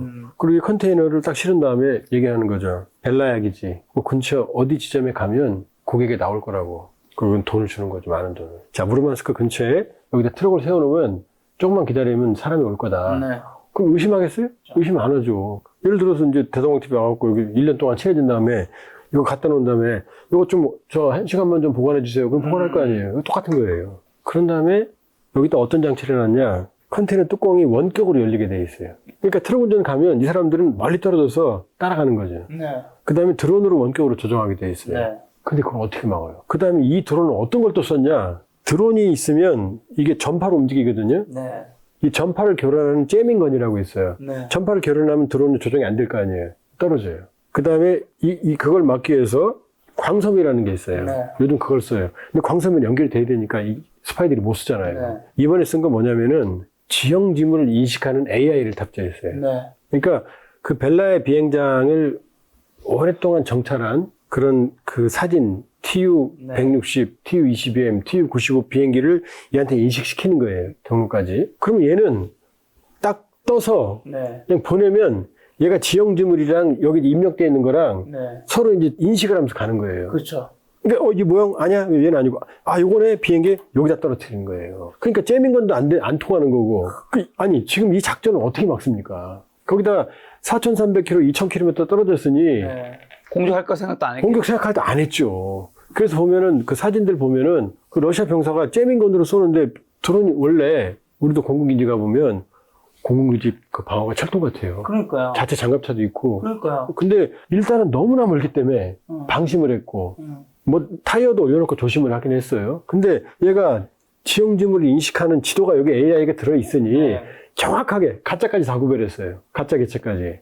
가서 박은 거죠. 이걸 어떻게 막습니까? 자, 그럼 아까 말씀하신 피격당 푸틴은 그럼 어떤 보복카드를 쓸까요? 전술핵 사용 가능성 뭐 없죠. 거의 없겠죠. 왜냐하면 핵을 쓰는 순간 끝나거든요. 이제 끝나는 거니까. 왜냐하면 핵무기를 쓰게 되면 이거 자체가 러시아 자체도 핵무기 타깃이 되는 거예요. 핵전쟁이 예측 불가 핵전쟁으로 가는 거거든요. 네. 그리고 핵무기를 쓰는 순간 러시아는 이제 미래가 없죠. 그러니까 마지막 순간에 쓰겠죠. 푸틴이 내가 죽을 거야? 라고 할 땐 쓰겠죠. 네. 그러니까 지금 어떻게 해요? 공포. 무자비하게 민간 시설을 때리는 거죠. 네. 그러거나 오레시니크라는 게 있거든요. 네. 이건 거의 ICBM이 극초음속으로 떨어지는 거예요. 어마어마하게. 그 ICBM 미사일 동체를 이용해서 다탄두를 떨어뜨리는 거거든요. 기후에. 어마어마한 타격이 있겠죠. 이거 아직 시작이 안 됐어요. 그러니까 여기서 푸틴이 그냥 넘어갈 일은 없다. 뭔가 하겠죠. 보복을 하겠죠. 파풀이 하겠죠. 근데 또 말씀드렸잖아요. 우크라이나는 또 가만히 있나요? 그러니까 이걸 지금 푸틴이 머리가 아픈 거죠. 전술적으로는 어마어마한 승리를 거뒀다. 그러나 결과는 두고 봐야 된다. 왜? 이게 전략적인 판도에 어떤 영향을 미쳤는지가 나와야 될 거 아니에요. 오히려 더 위험한 선을 넘었을 수도 있잖아요. 이미 위험한 경고가 나오잖아요. 트럼프가 가만히 있잖아요. 잘했다고 말 안 하잖아요. 트럼프 최측근들이 뭐라고 그래요? 우크라이나 나쁘다. 우리 전쟁에 끌어들인다. 그 다음에 러시아의 거구파들은 전술핵 써야 된다. 이제 신뢰를 잃고 있는 거죠. 얘네들 봐라. 미국 입장에서는 왜 무기를 어마어마하게 주면 빨리 끝날 거 아니에요. 네. 왜 안 줘요? 무기를 어마어마하게 주면 푸틴이 전술핵을 쓸 거 아니에요. 그쵸. 그러니까 선을 넘지 못하게 에이테킴스나 스톰 섀도우 같은 경우도 장거리 공격도 안 하다 인민군 파병되니까 핵에 준 거거든요. 왜? 선을 지키라는 거거든요. 물론 우크라이나는 억울하죠. 민간인들이 죽어가는데 보복을 안 해? 근데 억울해도 이게 핵가진 나라와 핵가지 않는 나라의 현실이고 냉혹한 국제질서 현실이거든요. 네. 여기서 우크라이나가 선을 넘으니까 섬뜩한 거죠, 미국은. 그러니까 벌써 위험한 징후들이 나타나고 있다. 따라서 참 슬프게도 전쟁은 러시아가 했고 많은 민간인들 폭격하는 게 러시아지만 이게 전쟁의 냉혹한 현실이다. 꼭 우크라이나가 한 거에 박수만 칠 수 없는 게 현실이다 이렇게 볼 수 있어요. 그럼 러시아의 핀란드 국경 군사력 증강은 또 다른 전쟁 준비의 신호일까요? 아니면 나토 확장에 대한 방어 조치 해석해야 될까요? 제발 좀 그런 얘기 하지 말라고 제가 얘기합니다. 지금 뭐 나토와 또 다른 전쟁. 아니 우크라이나도 못 이겨서 전술핵 폭격기 전략핵 폭격기 터져서 코피 터지는데 네. 전쟁을 또 해요? 자, 핀란드 얘기를 자꾸 하시는데 핀란드 접경에 왜 러시아 병력이 모이느냐? 러시아가 우크라이나를 침공하니까 핀란드가 어떻게 했어요? 나토에 가입을 했단 말이에요. 그동안 핀란드는 중립국이었고 러시아에 아무런 군사적 위협이 안 됐죠? 근데 나토가 가입을 했어요. 예를 들어서 지금 또 우리 김 작가님 얘기하는데 그냥 평화롭게 살고 있었는데 앞집에 사시미 칼 들고 다니는 조폭이 이사 왔어요. 그럼 어떻게 해요? 평화롭게 다녀야 아니면 준비해요? 일단 이제 뭔가 준비해야 될 것 같습니다. 똑같은 거예요. 핀란드가 나토에 가입을 했으니 핀란드는 이제 나토로서 러시아를 공격할 수 있는 군대가 된 거 아니에요. 그럼 여기에 대응 체제를 만들어야 돼, 안 만들어야 돼요? 만들어야죠. 그거예요, 지금. 근데 여기에 막 만드니까 핀란드를 침공하려고 그런다. 핀란드가 어떤 나라인지 아세요? 2차 세계대전 때 스탈린이랑 겨울전쟁이라고 그래서 땅을 뺏겼어요. 스탈린 코피 터졌어요. 강소국이에요. 전쟁 강국이에요. 근데 우크라이나도 벅찬데 핀란드랑 그것도 뒤에 나토가 있는데 나토 헌장에는 나토의 회원국에 대한 공격은 전체에 대한 공격으로 간주한다. 전체가 공격하게 돼 있는데 자 지금 말씀드릴게요. 나토의 인구는 러시아의 5배입니다. 나토의 GDP는 10배예요. 독일 하나만 해도 러시아 GDP의 2배예요. 우리 김 작가님 같으면 그런 데랑 또 붙고 싶겠어요? 우크라이나도 코피 터지는데? 네. 지금 어느 정도 끔찍하냐? 이스탄불에서 저도 그거 보고 참 소름 끼쳤는데요. 참 슬펐어요. 이스탄불에서 러시아하고 우크라이나가 휴전 논의를 했지만 진전은 없었다. 여기서 중요한 게 포로 교환과 전사자 교환은 합의예요. 근데 무려 양측이 교환하기로 한 전사자 시신이 얼마인지 아세요? 6,900. 양측이 보관하고 있는 그것도 1차분만 상대방 전사자의 시신 냉동고에 들어있는 게 6,900라니까요. 피해가 얼마나 큰지 아시겠죠? 이 정도 전쟁인데 또 전쟁한다고요? 핀란드 나토 가입에 따른 핀란드 접경에 러시아 병력 진주는 당연한 거다. 그 옆에 지금 뭐 깡패들이 이렇게 수십 그 40밀까지 들고 다니면 가만히 다니겠어요? 방어하지? 그거 똑같은 거예요. 그러니까 러시아는 추가 전쟁 여력 없습니다. 자, 러시아의 또 역의 영토인 칼리닝그라드에 군사적 움직임에 대한 우려가 있다는데 이곳이 가진 지정학적 가치가 실제 위협 수준은 어느 정도인가요? 칼리닝그라드는 러시아에서 떨어져 있는 섬이에요. 대서양연안에, 대서양연안에. 러시아 여기 있죠? 그럼 여기 라트비아가 있고, 리투아니아인가 지금 자세히 기억이 안 납니다만, 라트비아일 겁니다. 그 발트 3국의 한 국가가 있고, 네. 그 국가를 통해서 있게 돼 있어요. 그러니까 김 작가님 그 스튜디오가 그 옆집 아파트 저 방, 그 골방인 거예요. 네네네. 그거하고 똑같은 거예요. 네. 그러면 여기는 발트 3국이 모두 나토 회원국이거든요. 그동안 러우 전쟁 이전에는 발트 3국을 통해서 칼리닝그라드 갔어요. 근데 지금은 어떻게 돼요? 막아버렸거든요. 네. 그럼 칼리닝그라드는 고립되어 있는 데거든요. 그렇죠. 여기서 무슨 짓거리를 해요? 여기서. 저쪽에 다른 집에 조그만 방 하나 있으면 거기서 이 앞집에서 문 잠가버리면 어떻게 돼요? 그럼 고립돼 말라 죽는 거잖아요. 그렇죠. 그러니까 그쪽도 강화하는 거죠. 거기서 아무것도 할 수가 없어요. 이 보급선이 발트 3국의 국으로 막혀 있는데 네. 그걸 뭘 어떻게 하겠습니까? 그러니까 그런 동향을 너무나 주시하니까 러시아로는 자연스러운 거거든요. 근데 이게 무슨 뭐 전쟁을 한다. 그런 규모가 안 돼요. 할 수가 없어요. 자, 선물자 속에서 그럼 러시아, 우크라이나 양국의 경제와 사이는 앞으로 얼마나 버틸 수 있는 거죠? 전쟁 지속 능력의 한계라든가 내부 분기 가능성은 없을까요? 양쪽 다 내부 분계 가능성은 없습니다. 네. 왜냐, 젤렌스키 우크라이나 대통령의 전쟁 전 지지율이 23%였거든요. 네. 전쟁 직후 지지율은 90%예요. 우크라이나 민족주의. 네. 푸틴의 결정적인 실수가 뭐냐? 제가 소련 대학에 다닐 때 러시아, 우크라이나 저 셋이 모이면 그냥 아무런 차별도 없었어요. 그냥 너는 강원도, 너는 충청도, 저는 뭐 외국에서 왔으니까, 저는 뭐 일본에서 온 사람 이 정도였던 거예요. 네. 그러니까 러시아하고 우크라이나 사이에 물론 전통적인 지역 감정은 있었지만 그렇게 극단적인 우크라이나 민족성이라는 게 없었어요. 희미했어요. 있긴 있어도. 근데 이번에 민족성을 만들어줬잖아요. 우크라이나 군대 안에서도 러시아 출신이 많아요. 심지어 러시아, 우크라이나 서로 독립할 때 네. 선택권을 줬어요. 너 어떡할래? 그럼 러시아에는 나 그냥 우크라이나로 남을래. 러시아에 있는 우크라이나는 나 그냥 러시아군이 될래. 이렇게 나눠진 거예요. 그런데 이번에 푸틴이 전쟁을 일으키면서 서로 극단적인 네. 증오가 이루어졌잖아요. 그래서 민족은 상상의 산물이라는 얘기도 있어요. 이 피로 생각하죠? 아니에요. 그러니까 이런 역사적인 산물로 네. 민족적 정체성이 만들어지는 거거든요. 그러니까 푸틴이 우크라이나 민족성을 강화시켜줬어요. 이제 우크라이나 정체성이 아주 강해졌어요. 있긴 있었지만. 그 다음에 푸틴은요. 러시아 민족주의가 또 푸틴의 독보스의 뿌리거든요. 그러니까 푸틴의 지지율이 80% 내외예요, 항상. 그러니까 양쪽 다 내부 붕괴는 없어요. 내부 붕괴 있을 수 있죠. 왜? 전쟁이 지면 붕괴되겠죠. 네. 푸틴이 질 리가 없잖아요. 우크라이나가 뚫릴 리가 없잖아요. 유럽이 가지고 있는데. 그러니까 양쪽 다 내부 붕괴 가능성은 없다. 그러나 전쟁은 이미 지쳤다. 자, 러시아를 먼저 말씀드릴게요. 러시아 경제가 지난해 3.6% 성장했거든요. 성장했네요. 선전했죠. 지금 이렇게 반응이 이래요. 한국 경제 네, 지금 그다음에 2% 성장 못하는데. 지난해 원래 전쟁 전에 월급이 네. 100만 원, 150만 원인데 네. 지금 200만 원, 300만 원이다 그러거든요. 네. 이거 보면 선전했다고 느끼죠? 네. 근데 러시아 중앙은행 금리가 21%예요. 이걸 반영하면 어떻게 돼요? 아무 의미 없죠? 인플레이션이요. 10%가 넘어요. 왜? 전시 물자를 생산하니까 어떻게 돼요? 자, 러시아 수출품의 60%가 석유 가스거든요. 네. 그 다음에 지하자원까지 치면 네. 4분의 3이 지하자원이에요. 이거 팔아요, 헐값에. 제재받으니까. 네. 중국, 인도에. 그럼 달러가 들어오겠죠? 이 돈으로 뭘 해요? 무기를 생산해요. 군인들 월급을 줘요. 네.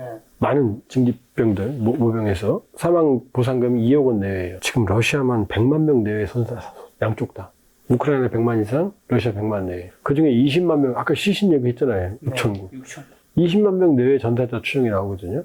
그럼 돈이 풀리죠. 무기 찍어내야 되니까 돈이 풀리죠. 돈이 막 풀려요. 그럼 어떻게 돼요? 돈이 어디로 가요? 증시로 가요. 그 증시가 화랑이에요. 물가가 올라가요. 그러니까 러시아 중앙은행 금리 어떻게? 21%. 자, 러시아 예산의 40%가 국방비예요. 총 생산의 10%가 군수 관련이에요. 전시 경제. 그러니까 3.6% 성장하는 거예요. 내실은요? 없죠. 없죠. 무한정 건강하지 않은 경제인 거죠. 히틀러 때도 독일 경제 막 올라갔어요. 어음 찍어서 막 무기 생산을 내니까. 건강하지 않은 경제예요. 우크라이나는요, 전쟁 수행 능력의 절반이 해외에서 와요. 그 대부분 다 빚이에요. 그러니까 트럼프 뭐라고 말해요? 광물협정에 히터를 내나? 자, 그러면 우크라이나는 인구가 4천만이 좀 넘고, 러시아는 1억 4천인데, 자, 우크라이나가 병력이 감당이 되겠어요? 돈이 감당이 되겠어요? 안 되죠. 그런데 뒤에 나토와 서방이라는 무한정한 자원이 있죠? 러시아는요? 지금 경제 상황 말씀드렸잖아요. 북한이 있네요. 북한 있죠. 북한 많이 있죠. 네. 그러면 양쪽 다 계속 싸울 수 있겠습니까? 못 싸우겠습니까? 지금은 울고 싶은데 트럼프가 뺨을 때려주는 거예요. 근데 양쪽이 지금 조정을 해야 되잖아요. 그러니까 한국전쟁도 말씀드렸지만 2년을 휴전 협상했거든요. 그 들어간 거예요. 휴전을 할 거다. 빠르면 올해 휴전이 될 수도 있어요. 올해 시작했으니까 뭐 내년까지. 2022년 2월 24일에 시작됐으니까 벌써 3년 몇 개월이에요. 이미 지칠 대로 지쳤다. 그러니까 이 전쟁은 큰 틀에서 보면 휴전 모드로 들어가고 양측 다 전쟁 피로감. 예를 들어서 올 1월 기준으로 우크라이나 여론조사에서 땅 뺏겨도 좋다. 이제 그만하자. 원래 그 땅 러시아 사람들 많이 살았고 그 정도거든요. 그럼 러시아 안에서도 피로감이 없겠습니까? 있겠죠. 있겠죠. 그러니까 너무 많이 죽었잖아요. 그러니까 트럼프 대통령이 제가 안 좋아하는 분인데 딱 좋아하는 말 한마디 항상 해요. 러우 전쟁에 너무 많은 사람이 죽고 있다. 의미 없이 죽고 있다. 그러니까 큰 흐름으로는 파도는 칠 거다. 그러나 큰 흐름은 지금 휴전으로 가고 있다. 뭐 이 전략 폭격기 뭐 공격했다 어쨌다. 이런 일이 몇 번 있을 수는 있지만 중요한 건 양쪽 다 전체 전쟁 전반을 뒤집을 만한 대공세 능력은 없다. 양쪽 다. 지금 트럼프 얘기가 나와서 미국이 동맹국의 GDP 5% 수준의 방위비 증액을 악화하고 있는데 이는 미국 우선주의를 넘어서 미국의 국력 세태를 인정하는 신호를 해석할 수 있을까요? 아니면 어떤 의도 때문에 그렇게 할까요? 방위비 5%가 얼마냐면요. 우리가 2.8% 쓰거든요. 한 7, 8조 쓰는데 5% 120조예요. 자기 나라 자기가 좀 지키라는 얘기잖아요. 미국은요. 미국은 3.4% 써요. 근데 왜 5% 쓰라 그래요? 미국은 다른 나라 도움을 안 받으니까요. 그럼 다른 나라도 3.5% 쓰면 될 거 아니에요. 자, 어떻게 되냐면 나토 때문에 그래요. 나토가 원래 자기들 내부 규정에 따르면 국방비를 2% 쓰게 돼 있었어요. 2%도 많은 거예요. 그런데 소련이 무너지니까 전쟁 없을 거야. 많은 국가들이 1%만 썼어요. 방위사업은 줄이고. 근데 러우 전쟁이 터졌잖아요. 그랬더니 트럼프 대통령이 이제 일기 때 계속 나토부터 전쟁 이전이죠. 야, 왜 니네 1% 써, 2% 써, 그랬거든요. 그러니까 러우 전쟁이 터지니까 유럽에 철들었어요. 폴란드는 3.8% 써요, 지금도. 왜냐? 러우 전쟁 터지니까 우리 막 FA50 사가고 뭐 K 막 하잖아요. K9 사가고. 그러니까 폴란드하고 러시아는 왼수거든요. 심지어 우크라이나하고도 왼수예요, 폴란드가. 근데 우크라이나 도와주잖아요. 왜? 뚫리면 자기가 죽으니까. 3.8%. 그러니까 나토가 활짝 놀았어요. 알았어, 2% 쓸게. 이게 작년 얘기예요. 3분의 2 국가가 2%까지 올리기로 했거든요. 그랬더니 이제 처음에는 트럼프가 안 돼! 3.5%까지 올려. 그러다 지금 5%까지 얘기한 거예요. 근데 놀랍게도 3.5%는 받아들이는 분위기예요. 왜냐? 전쟁을 봤잖아요. 그럼 5%? 그건 이제 덜어내놓고 꼼수를 쓰겠다는 거예요. 뭐냐? 5%를 못 쓰니까. 예를 들어서 이 건물이잖아요. 일반 유리창이잖아요. 근데 저 유리창을 방탄으로 바꾸면 군사시설이 되잖아요. 그 다음에 일반 도로 아스팔트를 10cm다. 그럼 탱크가 못 다녀요? 그럼 15cm를 두껍게 한다. 그럼 탱크가 다녀요. 이거 군사비를 치는 거예요. 이런 식으로 항목 조정을 통해서 1.5%는 떼우고 3.5%는 받아들이는 분위기예요. 그러면 미군은 어떻게 되죠? 이제 미군 돈 안 써도 되잖아요. 미군 줄여도 되잖아요. 그 얘기예요. 올해 1월 달에 미국이 임시국가 방위 전략이라는 걸 발표하거든요. 거기서 뭐라고 말하느냐. 미국은 미국 본토와 그건 당연하죠. 중국 견제에 집중한다. 나머지는 니들이 알아서 하세요. 이제 세계 내가 못 지키니까 너네들은 네가 지켜. 이렇게 해요. 그러니까 이번에 헤그세스 국방부 장관이 유럽 얘기인 줄 알았어요. 그러니까 지금 우리가 구분해야 되는 게 주한미군 주둔 분담군과 방위비는 다른 거예요. 방위비는 우리가 내는 국방비예요, 우리 스스로. 주한미군 주둔 분담금은 주한미군이 와 있으니까 주는 거죠, 미국에. 이제 니네들 와 있는데 비용 드니까 좀 우리가 분담할게 요 비용이거든요. 지금까지는 주한미군 주둔 분담금만 얘기했거든요. 근데 헤그세스가 한 얘기 뭐냐? 방위비 얘기를 했어요. 유럽이 5%를 올리는데 다른 나라들도 5% 올려야 되겠지, 우리 또 5% 올리라는 얘기, 2.8%잖아요. 그 다음에 더 황당한 얘기를 해요. 안미 경중. 안보는 미국에 의존하는데 경제는 중국한테 얻어먹는 거 안 된다 이렇게 말해요. 그게 우리거든요. 그러니까 이것도 봐라. 5% 늘리라 그래? 안미경중. 지들이 안미경중이거든요. 네. 안보는 지들이 하는 거고 중국과의 교역에서 얼마나 많은 소유권 가져가요. 그걸 가지고 이제 우리를 압박하겠다는 거죠. 그럼 뭐냐면 우리는 중국을 견제한다. 패권 경쟁이죠. 나머지는 니들이 국방비 내라. 네. 이 얘기입니다.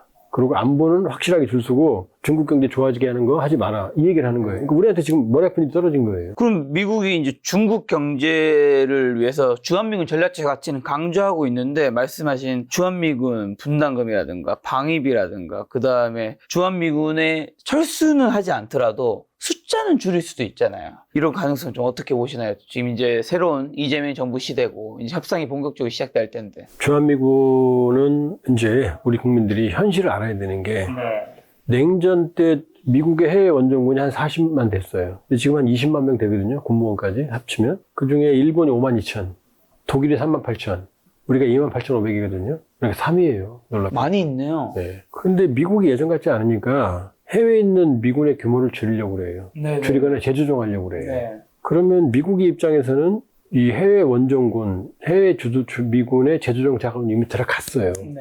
그러니까 재조정은 불가피해요. 그러니까 주한미군의 규모는 축소될 수 있어요. 그런데 지금 미국의 안보 전략에서 핵심은 중국이죠. 중국을 견제하려면 중요한 거점이 두 개가 있죠. 한국, 일본? 한국, 일본이죠. 네. 자, 일본은 5만 2천 명이나 있어요. 네. 제일 중요한 거점이에요. 근데 중요한 건 섬이잖아요. 그러니까 중국과 미국이 붙지도 않겠지만 붙으면 해상에서 붙죠. 해상에서. 그래서 중국은 A2AD 전략, 안티 억세스 에어리어 디나이어. 이게 약자가 AAAD거든요. 미국 항모전단이 오는 걸 원결에서 요격하겠다. 제1도련선, 대만, 필리핀, 제2도련선, 괌, 제3도련선, 하와이까지. 여기 못 넘어오게 하겠다는 거예요. 해상이겠죠? 그럼 일본은 해상에 떠 있는 항공모함이죠. 불침항모. 일본 해상 기지니까. 어마어마하게 중요해요. 5만 2천이 있는 거예요. 네. 근데 주일미군의 특징은 뭐냐? 아무리 많아도 섬이잖아요. 한반도는요. 중국이랑 붙어 있잖아요. 네. 그러면 물론 이건 극단적인 사례지만 주한미군 캠프홈브리지의 M1 탱크가 쭉 밀고 들어가서 가속도로 하면은 북한을 통과하면 베이징까지 갈 수 있죠. 북한을 무력화하면 하루는 가요. 베이징까지. 하루도 안 걸릴 거예요. 아마 계속 가면. 그러면 중국 입장에서는 주한미군이 있을 때랑 없을 때랑 군사태세가 어마어마하게 다르겠죠. 다르죠. 그 다음에 심지어 오산, 군산 이런 데서 중국으로도 출격할 수 있어요. 이번에 브런슨 주한미군 사령관이 뭐라고 그랬어요? 우리를 항공모함이라고 그랬어요. 한반도에 항공모함을 엎어놓은 걸 생각한다 이렇게 생각해요. 그 불침항모라고 그래요. 일본은 섬이잖아요. 이건 붙어 있잖아요. 전략적 가치가 얼마나 중요한지 알겠죠. 네. 만일에 주한미군이 여기 있게 되면 중국은 의무적으로 몇 개의 군단을 만주에 배치해야 돼요. 잠정적인 공격을 막기 위해서. 그러면 주한미군의 전략적 가치는 어마어마하죠. 그러니까 조정은 해도 철수는 안 하죠. 철수는 안 하죠. 네. 그러니까 규모는 줄 수 있다. 네. 그러나 이미 한국은 재래식 전력으로는 글로벌 파이어파워 세계 5위거든요. 네. 그러니까 주한미군이라는 인계철선의 개념이 사라졌어요, 이미. 캠프홈브리지도 내려갔잖아요, 지금. 그러니까 주한미군의 전략적 가치나 한국의 지정학적 그 중요성은 어마어마하게 커졌다. 그러니까 주한미군 규모에 우리가 일희일비할 필요는 없다 이렇게 볼 수가 있고. 자, 그러니까 주한미군은 철수 절대 안 합니다. 네. 하면 자기네 손해예요. 그럼 만에 하나 철수할 수도 있잖아요. 네. 그럼 그때도 두려워할 필요 없어요. 자, 우리가 재래식 전력 5위라고 그랬죠? 네. 근데 핵이 없잖아요. 지금 북한은 핵을 공격한, 남한을 대한민국을 공격할 핵무기를 지금 배치하고 있죠? 가지고 있죠. 우리는 없죠? 우리가 왜 안 가지고 있어요? 미국이 우리가 도와줄게. NPTC에 들어있어. 이거잖아요. 네. 근데 주한미군을 철수한다는 얘기 무슨 얘기예요? 안 도와준다는 얘기죠? 오늘 핵을 가져야죠. 그럼요. NPT 조약에 이건 극단적인 경우예요. 미국이 철수한다는 얘기는 우리를 방어 안 해주겠다는 얘기예요. 네. 그럼 NPT 조약 제10조에는 회원국은 비상상태에 처하면 NPT를 탈퇴할 수 있다고 돼 있어요. 미국이 우리를 안 도와주고 북한의 핵 위협에 우리를 방치하는 것만큼 위협이 있나요? 없죠. 없죠. 그건 다행히 명분이 돼요. 국제사회 누구도 뭐라고 못해요. 네. 그 다음 28,500명 간다 그러면 오늘 밤 짐 싸갖고 내일 아침에 못 가죠. 철수하려면 몇 년 이상이 걸려요. 자, 주한미군이 철수하겠다고 네. 결정하면 그걸 명분을 합법적으로 우리가 자유형 핵무장을 하면 됩니다. 이랬더니 그러면 국제사회 제재 안 와요. 할 수가 없어요. 충분히 설득할 수 있어요. 그 다음에 해외 투자가 빠져나간다. 아니, 핵무기 위협 합배에 놓인 대한민국과 자위력을 가진 대한민국과 누가 투자하겠습니까? 그러니까 철수 안 합니다. 네. 한다면 우리는 합법적으로 핵무장을 할 수 있어요. 네. 너무 걱정할 필요가 없어요. 그리고 주한미군은 우리에게도 미국에게도 상호 윈윈입니다. 과거에도 현재도 미래도. 그러니까 너무 일일비할 필요가 없다 이 얘기예요. 예. 그럼 중국이 370척 이상의 함정을 보유하며 해군력에서 미국을 양쪽으로 앞서고 있는데 바다가 육지라면이란 말처럼 중국이 대만을 침공한 것은 현실적으로는 가능한가요? 불가능해요. 그 얘기도 제가 바다가 육지라면이라는 얘기 너무나 많이 하는데 조용희 선생님이 저한테 고마워해야 돼요. 진짜. 우리 원로 가서 조용희 선생님이 바다가 육지라면 노래를 했거든요. 상륙작전을 하려면 압도적인 제해권과 압도적인 제공권이 필요합니다. 그러면 히틀러가 그 과거에 도보 해협, 잉글리시 채널 영불 해협의 짧은 데가 34km거든요. 네. 지금 도보 터널 있잖아요. 그 해협을 못 건넜어요. 그게 히틀러 몰락의 시작이에요. 네. 그거 못 건너니까 영국을 남겨두고 후방을 비워놓고 바르바로스 작전이라고 그래서 이제 독서 불가침 조약을 깨고 스탈린을 공격하면서 이제 몰락하거든요. 네. 제가 34라고 그랬죠. 그 다음에 역사적으로 세계 최강의 군대 그러면은 몽골 군대 치거든요. 네. 몽골 군대가 이 대한해협을 못 건넜어요. 네. 옛날에는 헤어네탄이라고 그랬죠. 일제 때는. 그 대한해협을 못 건넜다니까요. 세계 최강의 몽골 군대가. 여몽연합군, 고려군과 몽고, 가끔 이제 고구려라고 발음이 잘 안 나오는데, 여몽연합군이 못 건넜어요. 그때 나온 게 가미까지잖아요. 물론 뭐 무슨 여러 가지 뭐 평가도 있지만, 어쨌든 결과적으로 몽고는 바다를 못 건넜습니다. 근데 대만과 중국은 가까운 데가 130km예요. 평균은 180km입니다.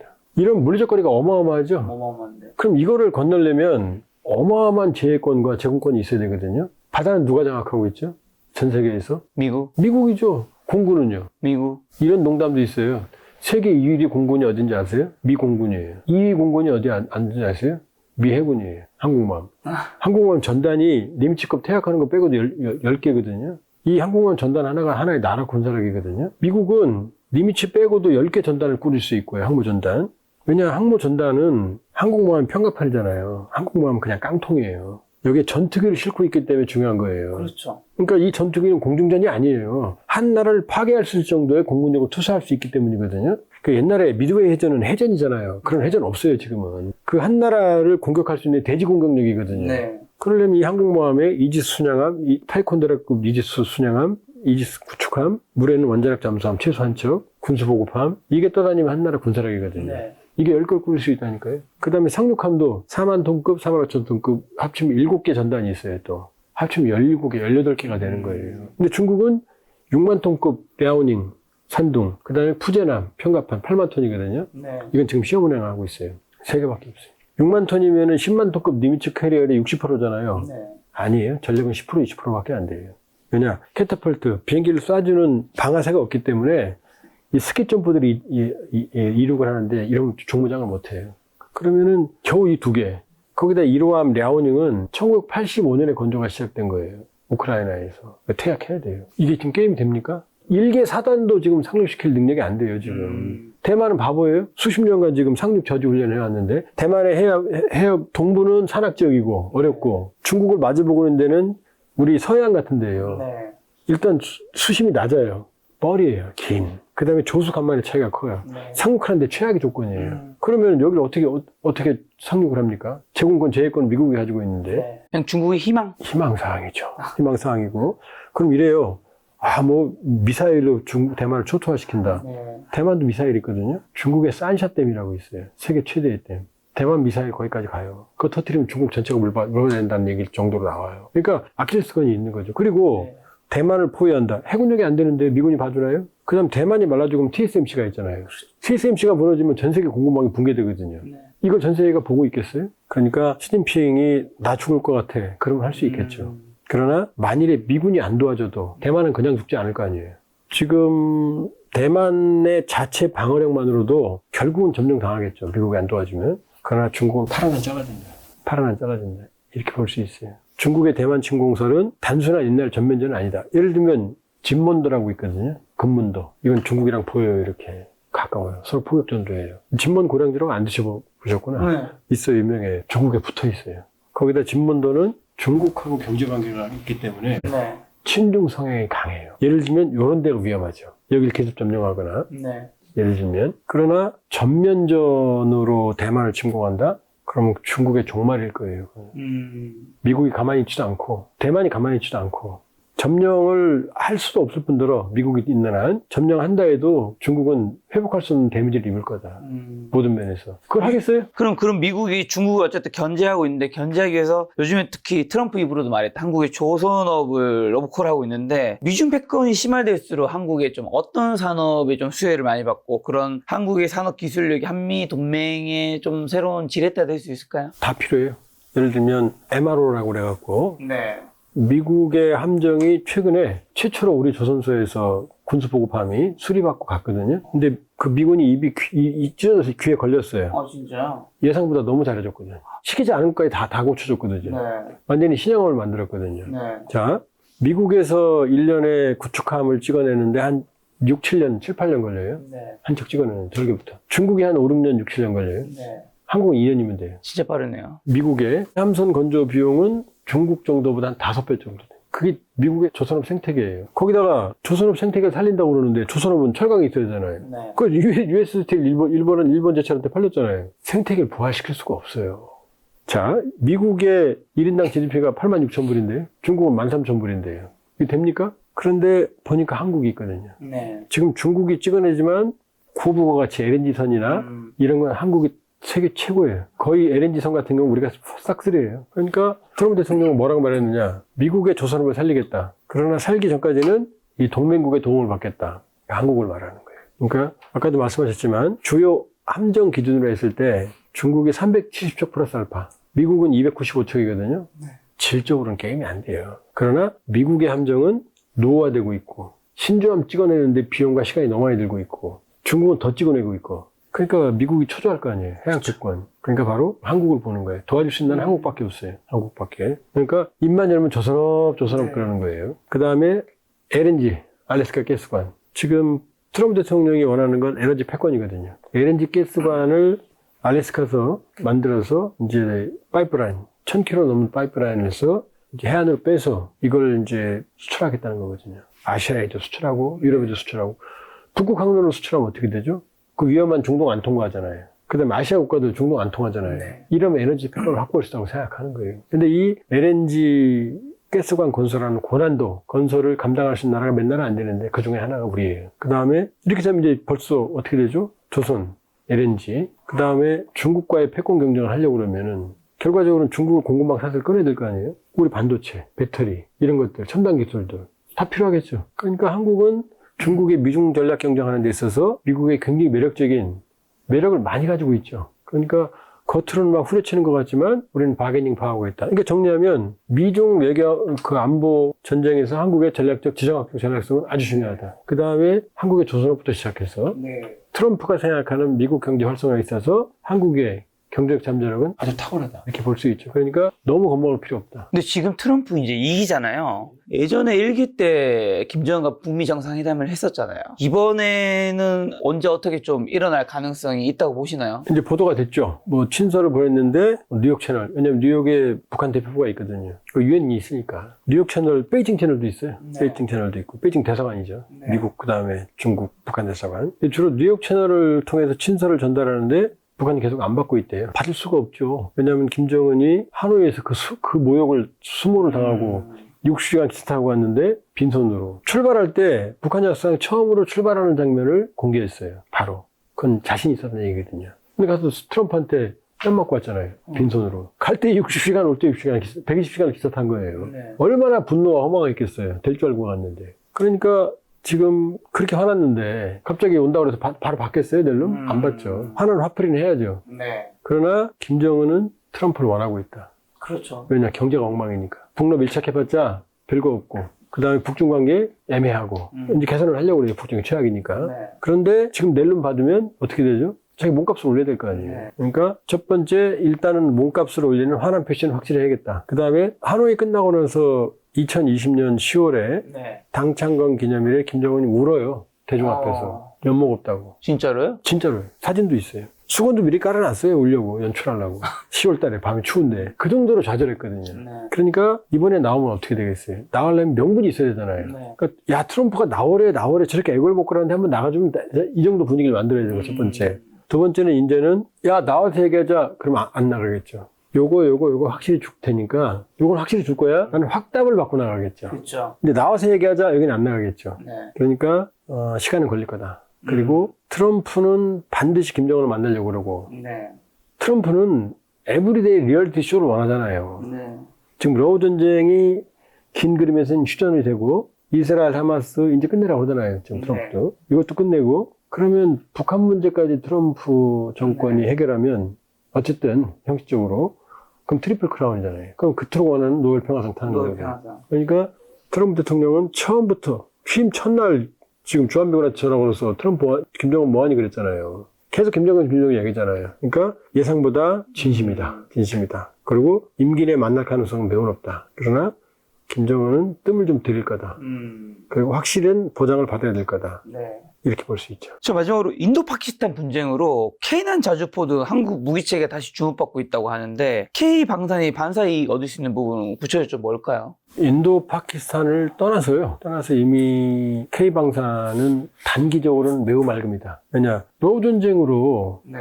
지금 폴란드 네. FA50, K2, 노르웨이 K9부터 네. 시작해서 그 다음에 이번에 필리핀에서 또 FA50도 12대 사가기로 했죠. 지금 날개 달고 있어요. K9이 어느 정도 자주포냐면요. 세계 자주포 시장을 석권하고 있어요. 왜냐, 독일제 PZH-2000 같은 경우보다 훨씬 싸요. 성능은 유사한데. 유지도 아주 간편하고. 그 다음에 미국의 뭐 팔라딘이나 이런 것보다 훨씬 더 좋아요. 얼마나 무서운지 아세요? 사거리가 30에서 40km거든요. 근데 초탄 15초 이내에 3발을 쏠 수가 있어요. 이걸 TOT라고 그래서 이건 타임 온 타겟의 약자거든요. 각도를 조절하면 15초 안에 상대방의 입장에서는 3발이 동시에 떨어져요. 공포죠. 그 다음에 3분간 1분에 6발씩 쏠 수 있어요. 20발을 10분 내에 쏜다는 얘기예요. 그 다음부터는 지속사격이 1분에 2발이거든요. 네. 이런 능력을 세계적으로 갖춘 데가 없어요. 그러니까 인도에도 100명 수출했죠. 네. 벌써. 그 얘기예요, 지금. 지금 파키스탄은 SH-15라고 하는 차륜형, 바퀴, 그러니까 트럭에다가 자주포를 실은 거예요. 똑같이 150mm를. 근데 K9은요, 캐터필러거든요. 얘는 가면 그냥 쏘거든요. 근데 바퀴가 되어 있어요. 바퀴에서 어떻게 포를 쏘겠어요? 추럭추럭 할 거 아니에요. 이 장비를 고정하는 장치를 잭을 내려야 돼요. 네. 시간이 많이 걸려요.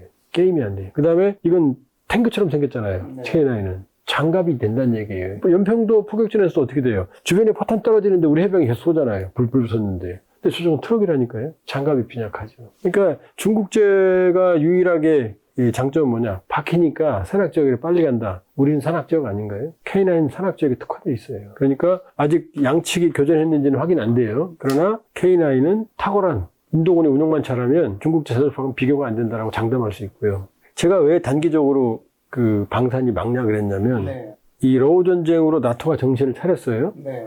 그렇지만 이 방산업을 살리는 건 자본주의잖아요. 냉전 때는 어마어마하게 생산해서 쟁여놓고 썼잖아요. 훈련하면서. 그러니까 기업이 돌아가요. 우리 뭐 여기서 홍보하면 안 되죠? 우리 탄약업체. 해도 됩니다. 피 무슨 업체가 있어요. 네. 그 업체는 세계적인 탄약업체거든요. 네. 왜? 계속 재고가 필요하고 우리 훈련을 계속 하잖아요. 그러니까 전면전을 상정한 방산체계가 우리거든요. 여러분 전쟁 안 할 거니까 네. 소량 주문 생산체장 해놨거든요. 근데 이걸 대량 생산체제로 해야 될 거 아니에요. 바꾸는데 시간이 많이 걸릴 거고 수지 사상이 맞아야 될 거 아니에요. 자본주의 기업이니까. 이걸로 전환하는데 시간이 꽤 걸려요. 요 타임이 한국 방산의 황금 시장인 거죠. 그러니까 폴란드 막 사가잖아요. 뭐 6개월, 1년 만에 비행기 막 인도하니까 난리가 난 거죠. 네. 요 능력은 우리밖에 없거든요. 근데 장기적으로는 모른다. 왜냐? 유럽이 정신 차리고 방산업에 주력을 하게 되면 나토의 원칙은 뭐냐면 자급자족이에요. 그러니까 지네들이 자체 만들어 쓰는 거거든요. 네. 그러니까 자급자족 생산체 체계를 만들면 이 K방산이 뚫고 들어갈 구멍이 뚫겠죠. 방법은 있죠. 유럽이 정신 차릴 때 우리가 혁신을 통해서 월등한 혁신을 통해서 기술과 가격 경쟁력을 확보한다고 그러면은 그때는 얘기가 달라지겠죠. 네. 그러니까 적어도 단기적으로 몇 년간은 날개를 단다. 그 다음에 KF-21이 이제 보라매가 이제 배치되고 네. 인도네시아가 튀르키예 칸 5세대, 우린 4.5세대거든요. 무슨 뭐 몇 대, 뭐 48대인가 뭐 계약했다고 그러는데 네. 칸은 아직 실물이 없어요. 27년에 첫 실물이 나와요. 성공한다는 보장도 없어요. 튀르키예가 5세대 스텔스기를 만들 수 있다는 보장도 없어요. 무시하면 안 되지만. 그러니까 KF-21도 이제 자체 엔진까지 장착을 하고 자체 무장까지 이제 인티해버리면 KF-21에, 그럼 우린 또 가만히 있나요? 이제 KF-21을 5세대 이상으로 개량할 수 있으니까. 그러나 단기적으로 맑음. 그러나 미래는 이제 두고 봐야 된다. 그 사이에 우리가 얼마나 노력해야 된다. 어쨌든 단기적으로는 맑다. 그리고 글로벌 안보의 불확실성 시대가 오래 간다. 생각보다. 그렇다면 K방사는 꽤 유망하다. 말씀하신 프랑스 라팔의 격추, 중국산 무기 한계가 드러나면서 KF-21 보람의 수출 가능성 기대감을 가지고 있는데 KF-21 경쟁력은 뭘까요? 라팔하고 KF-21을 비교하면 네. KF-21 기분 나빠져. 왜냐? 동등하게 보면 라팔은 탁월한 비행기지만 라팔은 4세대 비행기로 출발했어요. 네. 30년이 넘죠. 이번에 J-10도 마찬가지고 중국도. 근데 KF-21은 4.5세대로 출발했어요. 라팔은 4세대 출발해서 4.5세대를 지향한 거고 KF-21은 4.5세대를 출발해서 5세대를 지향하는 거거든요. 그러니까 라팔의 확장성은 여기까지죠. KF-21 확장성은 앞으로 무한하죠. 그러니까 튀르키예, 칸 같은 것도 미래는 불확실해요. 저는 개인적으로 칸의 미래는 밝다고 생각하잖아요. 그 튀르키예 기술력을 본다고 그러면 무시하면 안 되지만 그렇게 보면 KF-21은 생각보다 지금 FA-58이는 것처럼 베스트셀러가 될 가능성이 있다. 왜냐? 대한민국의 가격 경쟁력과 기술력이 뭉쳐있기 때문에 그다음에 공대공 미사일까지 인티해버리면 상당한 파괴력이 있을 거고 자체 엔리까지 이제 장착을 하게 되면 이제 5세대 이상으로 갈 확률도 높다. 원래 5세대를 개념에 두고 한 번에 안 되니 중간 다리로 KF-20을 만든 거거든요. 그러니까 라팔과는 다르다. 그리고 라팔을 떨어뜨린 J-10C가 라팔보다 우수하다? 아니에요. 파키스탄도 라팔 지금 좋다고 얘기하잖아요, 지금. 왜냐? 인도의 전술적 실패였지 이 라팔 기체 한계는 아니었다. 그래서 5월 7일 날은 라팔이 떨어졌지만 5월 9일 날 라팔이 동원된 대규모 공격에서는 파키스탄 공군기지 5분의 1이 파괴가 됐고요. 파키스탄 최고 에이스 조종사도 사망을 했어요. 그리고 그때는 중국제 무기들, 방어무기는 아무런 역할을 못했어요. 파키스탄이 일방적으로 학살당했어요. 네. 그러니까 라팔샥은 전투기 운영국의 능력이 얼마나 중요한지를 보여주는 상징적 사례지 라팔은 아직도 팔릴 거다. 전술적 실패라는 거군요. 전적 실패했어요. 인도도 많은. 그러니까 라팔은 대지 공격. 그러니까 파키스탄의 테러리스트 기지, 파알감을 공격했던 테러리스트 기지. 인도 입장에서, 파키스탄 입장에서는 분리주의자들이죠. 대지 공격만 주력하고 갔는데 그러면 공대공이 장거리 미사일을 못 실어요, 무게 때문에. 그렇죠. 근데 파키스탄은 미리 다 파키스탄이 전자전기를 가지고 있었어요. 인도는 없었어요. 이 파키스탄은 이 전자전기를 통해서 미리 다 감청을 하고 더 높은 고도에서 공대공 무장을 하고 기다리고 있었어요. 그러니까 이 전술적으로 실패했던 거, 그래서 인도군 합참의장이 그런 말을 했어요. 네. 떨어진 거 맞다. 근데 왜 떨어진 게 중요하다. 그러면서 5월 9일 날 박살을 냈어요. 재밌는 게 뭔지 아세요? 라팔이 떨어졌죠? 라팔이 다 쏟아온 거거든요, 프랑스. 근데 파키스탄이 가지고 있던 전자전기도 다 쏟아 거예요. 그러니까 다소를 잡은 거예요. 그러니까 아이러니인 거죠. 그 다음에, 그러니까 여러 가지로 네. 이번 건은 지금 더 이상 라팔 추가 얘기 안 나오죠? 네. 5월 9일 날에 이제 라팔을 최초에 잡을 때 네. 공중조기정보통제가 이제 파키스탄에 쓴 게 스웨덴제의 사브의 에리아이였거든요. 이게 결정적인 역할을 했거든요. 전자전기랑. 그런데 5월 9일 날 프랑스 라팔과 인도가 자체 개발한 브라모스라는 네. 이 초음속 순항미사일을 이용해서 LEI를 지상에서 파괴했어요. 조기공부 통제기는 전투기보다 몇 배가 비싸거든요. 우스만 우샤프라고 하는 파키스탄 소령의 에이스인데 이걸 파키스탄 전직 총리가 우샤프가 사망했다고 SNS에 올려요. 그럼 파키스탄 전 총리가 공군 소령 이름까지 알아요? 에이스였거든요. 그렇게 보면 인도 파키스탄 전쟁은 라팔 때문에 잘못 알려진 게 너무나 많다. 파키스탄은 5월 9일 날 밤 공격에는 인도 신문을 보면 난리가 났어요. 인도판 화염과 분노의 밤이다 5월 9일 날. 그런 게 휴전했죠. 라팔 떨어지고 인도가 5월 10일 날 갑자기 휴전했겠어요? 그러니까 5월 9일 날은 우리 언론에 잘 알려지지 않았는데 파키스탄 공군의 순환의 날이었다. 이렇게 볼 수 있습니다. 인도로부터 기물적 타격을 받은 거네요. 자, 마지막으로 인도의 방위 산업이 빠르게 발전할 경우 향후 혹시 K방산과 협력, 경쟁 관계 뭐 이런 거 좀 어떤 것이 있을까요? 인도가 5월 9일 날 성공한 네. 사례가 모디 총리의 메이드 인 인디아 네. 정책 오랫동안 해왔거든요. 네. 인도 하면 무기 개발에 좀 비속었으면 삽질의 대명사예요. 아준 전차 개발하는데 30년. 테자스 전투기 개발하는데 30년.